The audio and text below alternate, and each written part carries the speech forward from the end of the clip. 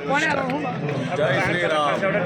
આજે રોજ અંદેસર ગામે જોડિયા હનુમાનજી મહારાજની પ્રાણ પ્રતિષ્ઠાનું આગમન થઈ રહ્યું છે, ત્યારે સૌ ગામજનો સૌ એક મળીને ઉત્સાહથી ઉમંગથી આજે હનુમાન દાદાની પ્રાણ પ્રતિષ્ઠા રૂપે સૌ ભેગા મળીને આયોજન કર્યું છે। ત્યારે આવતીકાલે હનુમાન જન્મોત્સવના દિવસે મૂર્તિની પ્રાણ પ્રતિષ્ઠાનો સમય 4 વાગે આવતીકાલે બપોરે રાખ્યો છે।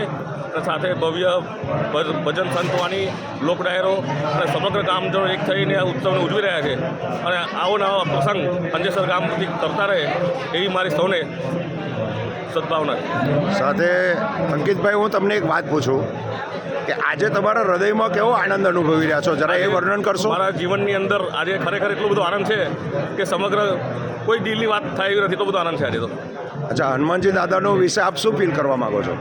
દાદા તો દાદા છે, એની વિશે તો કંઈ કહેવાય નહીં હનુમાન દાદા વિશે તો, હા, પણ સમગ્ર ગામની અંદર આજે જે ઉત્સાહ ઉજવાઈ રહ્યો છે અને સમગ્ર ગામજનો એક છે અને સમગ્ર સમાજ બધા જ સમાજ એક છીએ અને બધા જ ભેગા થઈને ઉજવણી કરી રહ્યા છે। હા, તો અંકિતભાઈ, બસ છેલ્લે એક જ પ્રશ્ન છે મારો કે હનુમાનજી મહારાજ ચિરંજીવી છે અને આજે આપણા અંદેસર ગામની અંદર જ્યારે દાદા બિરાજમાન થઈ રહ્યા છે ત્યારે એ દાદા માટે કંઈ બે શબ્દ કે દાદા સર્વની રક્ષા કરતા છે અને રામના દૂત બની અને આસુરી વૃત્તિને સંહાર કર્યો, તો એ વિશે તમે શું કહેવા માગો છો?